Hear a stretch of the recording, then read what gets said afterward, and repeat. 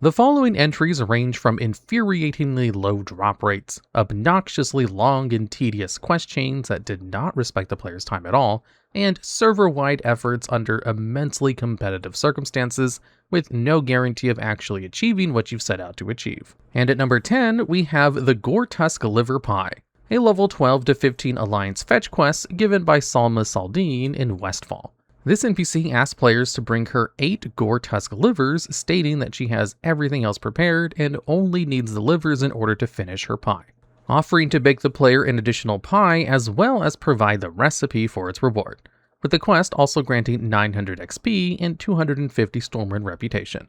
A simple enough request it seemed. How hard could it be to gather 8 livers from Goretusk mobs roaming the area? The reason this quest makes this list is because apparently the majority of Goretusk and young Goretusk walk around Westfall without livers, particularly if you've picked up Salma Saldine's request. The drop rate for this item is annoyingly low, with some players claiming 20 minutes worth of kills before even receiving their first one, and it may be purely psychological, but it seems like the liver drop rates far more often when you're not on the quest. And on top of that, Westfall was a heavily populated zone due to being part of early leveling, so you were often not alone and competing with many other players for each mob. Not to mention, being low level, you had weak abilities, limited mana and health regen, and poor gear anyway, so each kill wasn't exactly a breeze. This quest really set the tone, informing new players that Vanilla's RNG could be, and was probably going to be, quite punishing, which is why this one likely stands out for a lot of Alliance players as their first ever UGG memory from back in the day. Unfortunately, things could get worse though. After all, you only needed to collect 8 Goretusk livers,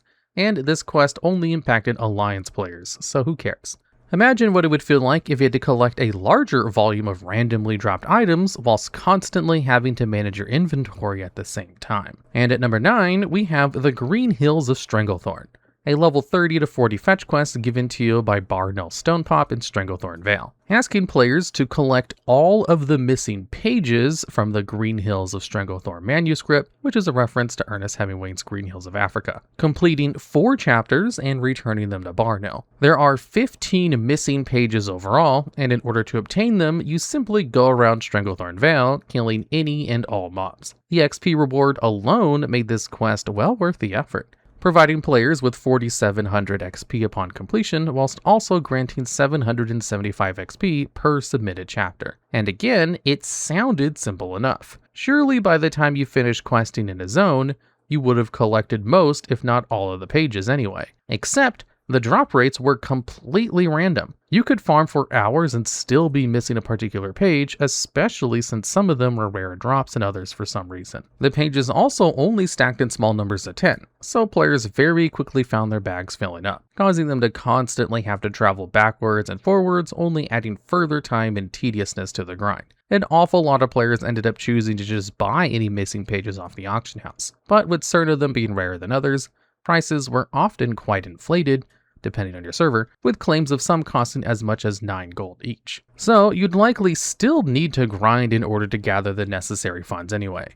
And that's not even taking into account that STV was one of the most crowded zones in vanilla, meaning players, again, had to contend with each other as well as potential PvP gankers. Next, at number 8, we have Salt Flat Venom, yet another fetch quest, this time level 28 to 30, given to you by Fizzle Brass Bolts in the neutral Shimmering Flats / Mirage Raceway area of Thousand Needles, asking players to bring back 6 Scorpid Venoms in order to make some rocket car fuel that burns really hot, and offering a measly 25 silver and up to 1850 XP as a reward. The reason this one makes this list is due to its frustratingly poor drop rate once again, with claims of over 30 kills before some players even received their first one. But the basis for why it stands out as slightly worse than the previous 2 entries is because the reward wasn't even particularly noteworthy or prestigious either. The quest was simply an embodiment of Vanilla's mid-level grindy design, and combine that with the fact that Shimmering Flats Hub was especially full of these types of fetch quests, collect 7 blah from local wildlife, with players running around fighting over and gathering basilisk brains, tortoiseshells, and buzzard gizzards as well. Overall, the zone became synonymous with busy work for a lot of people. Thousand Needles is where leveling really started to feel like a bit of a slog.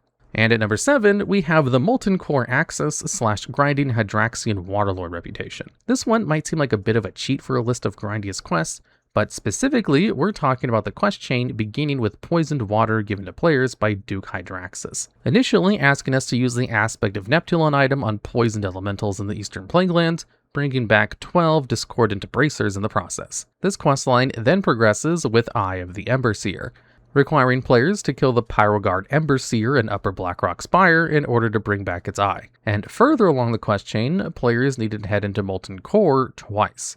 Once to kill a bunch of trash mobs for some reason, and then a second time to retrieve the hands of Luciferon, Sulfuron, Gehennis, and Shazra.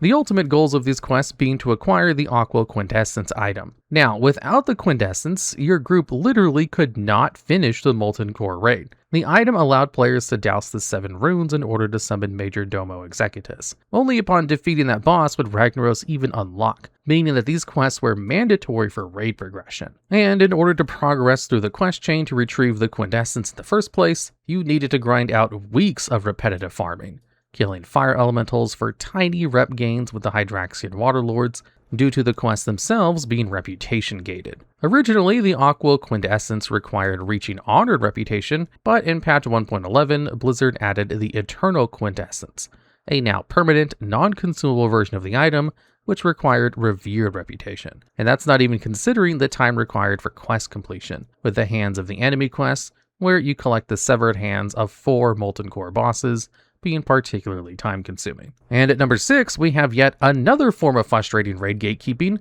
this time the Onyxia's Lair Attunement quests, i.e. the Great Masquerade for Alliance and the Warlord's Command for the Horde. In a nutshell, albeit via diverging paths, both Alliance and Horde players would make their way through the Blackrock Depths, as well as both Lower and Upper Blackrock Spire dungeons, collecting key fragments and quest items in order to gain access to Onyxia's Lair, with Alliance players completing a scripted event and uncovering Lady Katrana Prestor's true identity as Deathwing's daughter, Onyxia, whilst Horde players joined Rexar in infiltrating Emberstride's den in Dustwallow Marsh in order to slay Onyxia's brood. The reason this makes number 6 on this list is mostly down to the multi-dungeon requirement for completion, forcing players to run several high-level instances, sometimes multiple times, to gather the necessary items. And these, obviously, were not soloable. Players had to form groups, which could often take hours back in vanilla. This was also before flying mounts had been added to the game, so the need to travel backwards and forwards to different locations like Burning Steps, Dustwallow Marsh, and Stormwind involved endless runs and a lot of Griffin or Wyvern flights. Every single raider had to complete this quest chain to zone into Onyxia's lair, meaning guilds had to spend weeks just to get attuned. From a lore perspective, this questline was great, but that didn't make it any less exhausting. And next, at number 5, we have one of the longest quest chains in vanilla WoW, Linken's Adventure, featuring a clear parody of Link from the Legend of Zelda franchise, a gnome NPC in Ungoro Crater called Linken, task players with collecting items in Ungoro, running dungeons such as Sunken Temple and Blackrock Depths for further quest items, traveling across both Kalimdor and Eastern Kingdoms just to speak to some people, and finally, we're asked to fight against a giant fire elemental called Blaze Runner back in Ungoro. All worth it though, the rewards being Linken's Sword of Mastery, the Linken's Boomerang Trinket, and a whopping 10,550 XP as well. This questline sent you all over Azeroth before the game had flying mounts or streamlined travel, which again meant endless runs, flight paths, and boat trips as a result. And also, like the previous entry, you could not complete these quests solo due to the need to enter dungeons. So add further hours of trying to form groups on top of that. Some of the steps involved farming uncommon drops, so add even more RNG frustration into the mix. And unlike previous entries, these quests weren't really mandatory. They just offered enticing rewards and fun, humorous references.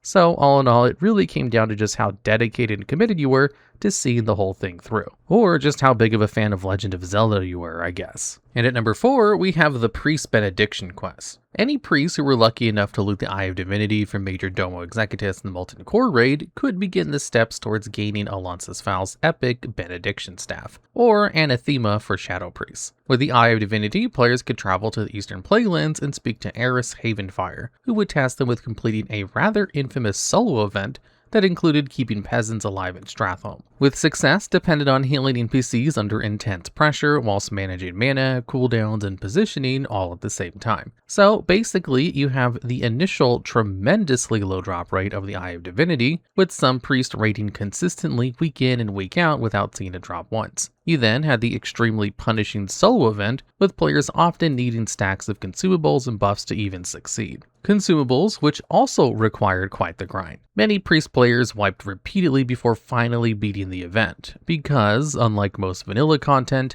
you could not be carried by a group. This was a personal test of skill and patience, and because Benediction was such an iconic weapon, the amount of expectation on people to complete the quest was overwhelmingly high, despite the fact that this was, in essence, a grind upon a grind upon a grind. And at number 3, we have the Hunter Epic Bow Quest. Rock Delar, Longbow of the Ancient Keepers, made accessible to any hunter who was lucky enough to loot the ancient petrified leaf from Major Domo Executus in the Molten Core raid.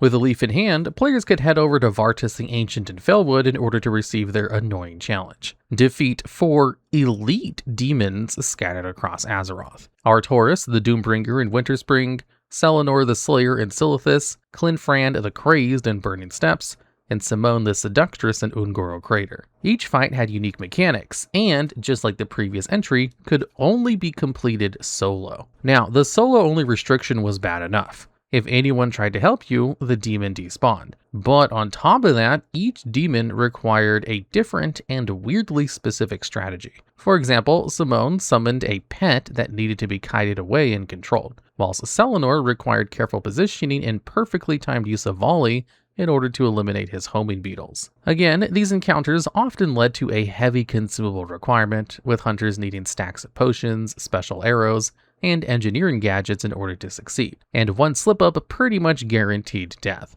leading to a long and drawn-out corpse run back to the demon spawning point. And unlike priests after Benediction, who only needed to perfect one solo event, hunters spent days or even weeks practicing against each demon. So again, you had a grind upon a grind upon a grind, but this time with 4 different solo fights that you had no choice but to master. And that brings us to number 2. Specifically, the Paladin and Warlock epic quest chains in order to unlock the respective Charger or Dreadsteed class mounts. Beginning at level 60 from your class trainer, these required multiple dungeon runs through Scholomance, Stratholme, and or Direball, all whilst farming an exhaustive list of materials in order to participate in an event which involved either summoning and defeating a Death Knight for the Charger, or summoning and binding a Dreadsteed to your wheel for Warlocks. Now, the materials alone were extremely hard to find and expensive, with pristine black diamonds being ultra-rare world drops and large brilliant shards being disenchanted from high-level epics. Although you could purchase the items, they were ridiculously costly by vanilla standards, possibly totaling nearly 500 gold for everything needed. Scholomance, Stratholme, and Direball are not exactly quick and easy runs either, not to mention the obvious fact that these things could not be done on your own, which only made them take even more time. And even the final summoning events at the end of the quest chains were quite difficult, often requiring coordination, consumables, and multiple attempts. Most players completely depended on guildmates for donations, dungeon groups, and crafting help in order to get anywhere close to succeeding in these quests. And considering every single Paladin or Warlock player had to go through all of this if they wanted their class-defining mount, as well as the fact that, no matter what approach they took, whether it was grinding the gold, the materials, the dungeons, and the multiple attempts at the final rituals, this definitely deserves to be near the top spot on this list. But there's really only one quest that could possibly be counted as the grindiest in vanilla. And that brings us to our number 1, the Scepter of the Shifting Sands, aka Opening the Gates of Ahn'Qiraj. Speaking to Baristol of the Shifting Sands at Cenarion Hold in Silithus, players could complete the legendary questline to craft the Scepter of the Shifting Sands. This would, in turn, allow them to ring the gong at the gates of Ahn'Qiraj and trigger the opening event. Not only was this a real badge of honor, you'd also receive the prestigious Scarab Lord title and a unique Black Karaji mount to really show off with.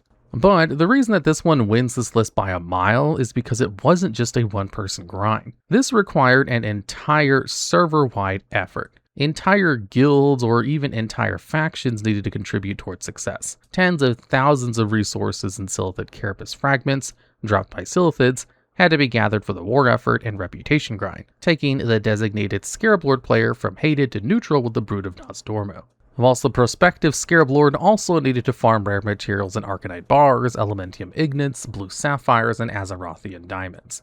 You also had to kill bosses in multiple raids like Blackwing Lair and Molten Core, with special quest items only dropping once per raid reset, dragging this grind out even further. And after all of that, there was only a small 10-hour window after the gates opened on your server for players who had completed this chain to bang the gong and gain the title and the mount. Meaning there was an insane amount of competition and drama involved. This particular quest chain combined every single type of grind in existence during vanilla. Reputation, materials, raid progression, rare drops, and coordination. It required months of effort, not just from one player, but entire guilds or even whole factions. And all of that effort could be completely wasted by some undead jerk who waits until the middle of the night, opens the gates, bangs the gong, and then just realm transfers before anyone had a chance to react.